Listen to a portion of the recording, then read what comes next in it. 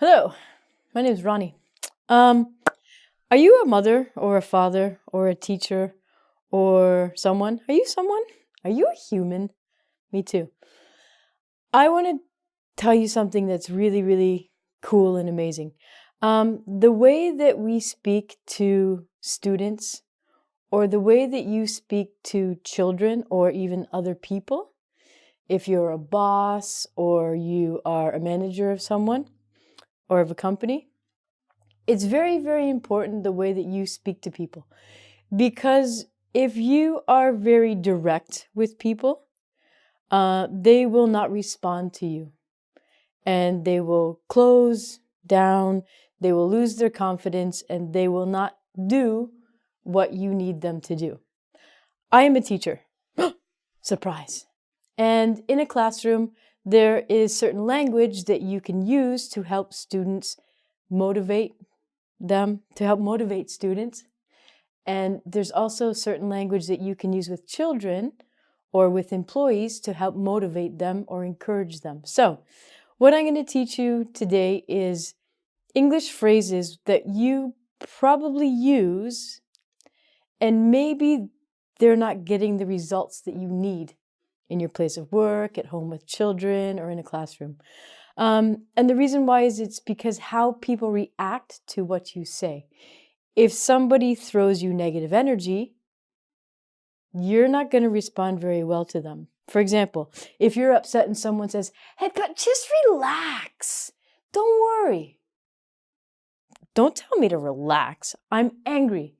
The worst thing you can do is tell someone to relax because it makes it worse. So I'm going to go through some harsh phrases and how to make them softer to encourage people, to get them to do what you want. Manipulation is another word. So as a teacher, I know that sometimes students do not understand something. Now, I know because of their faces. They have a blank stare, or they look around, or they look at the ground. So, as a teacher, you say, "Okay, do you have any questions?" And of course, you are shy. You don't want to ask the teacher a question. Maybe you will look stupid if you ask the teacher a question. So, teachers, instead of saying, "Do you have any questions?" and waiting in silence, it would be better to say, "I'm here to help. Please ask me."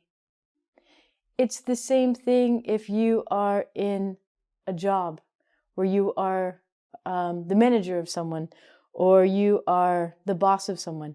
Instead of saying, "Do you have any questions?" you can be nice and say, "I'm here to help you, so please ask me questions. Feel free to ask me questions."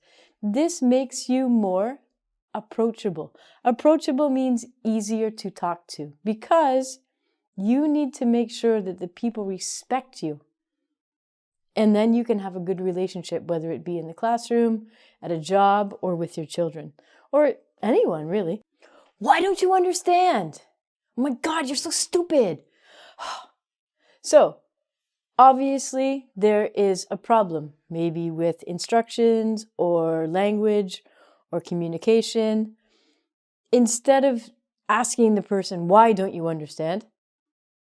because they don't know why they understand, you could say something like, "Oh, hey, let me show you again," or "Let me tell you again how to do it." Again, you're taking the person and making them help you. You want to help the person. You don't want the person to feel stupid or feel not good about themselves. You want to encourage people in the classroom. You want to encourage your children to learn. As soon as you stop doing that, people shut off. They don't want to learn from you. They don't want to take guidance from you, especially in a job. You're supposed to be a leader. If you're a manager, you're supposed to give people guidance. And if you don't do that properly, no one's going to follow you. Your team, it's not going to work too well. So, shut up! Oh my God! I understand as a parent, children are loud. Or in a classroom, the classroom gets crazy. Rah! Students are loud. You want to just scream, "Shut up!" or "Be quiet." Okay, do it.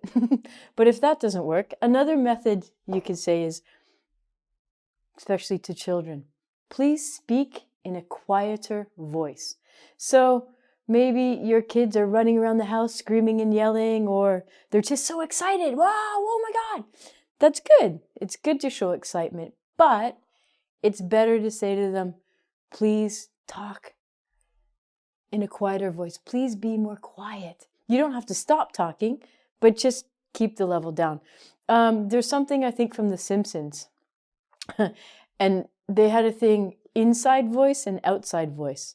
So when you go outside, you have to speak louder because there's more interference. When you're inside, your voice should be quieter. So some people say, use your inside voice, which means be a little quieter. Do you know people that use their outside voice all the time, like on the phone? Hey, Mom, how's it going? Hey, don't yell at the phone. Your mom can hear you. This is a problem with children, with other people who aren't children, adults. A lot of kids like to say bad words. I say bad words, but you don't want your child to go to school and tell someone off or use bad words to children because it's not cool. So you can say to your child, hey, do you know what? Let's please speak with respect to other people. You might be angry right now, or you might have a problem, but bad words do not solve anything.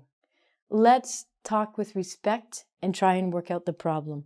It's the same in an office. If coworkers are going crazy and they hate each other, they want to kill each other, or there's a problem, don't use bad words because, again, that escalates into violence. Oh, it's chaos. Not that bad, but it just has bad energy. So try and get the person to use a calmer voice and talk about things. This is really good for children because kids love to do this. Oh, I guess I'm a kid. I like to make a mess too. So kids like to make a mess. Make a mess means put things everywhere, get things dirty, color on things, leave toys everywhere.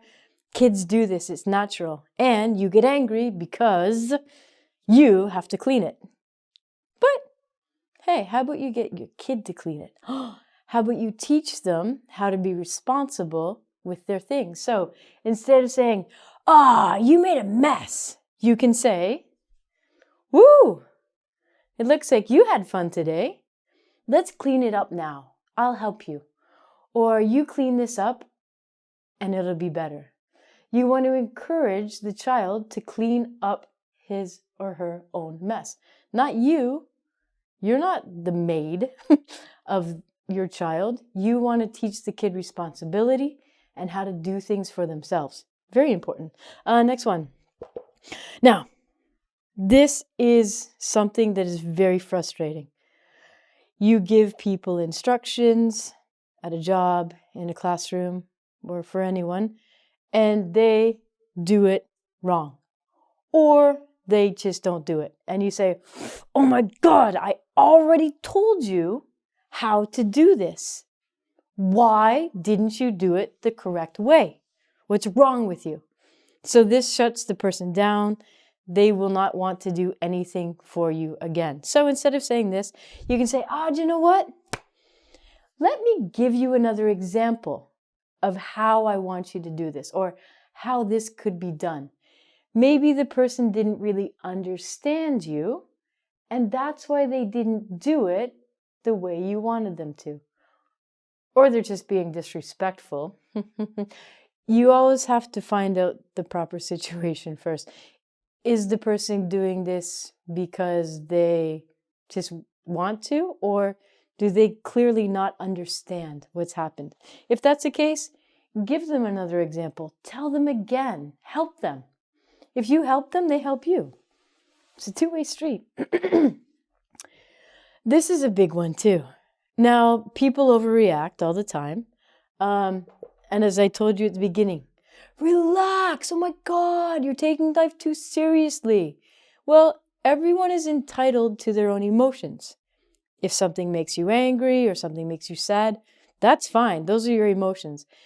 And you have the right to express them any way you want. But if you tell someone, you're overreacting, relax, calm down, this makes the person sadder, makes them cry more, or it makes them more angry.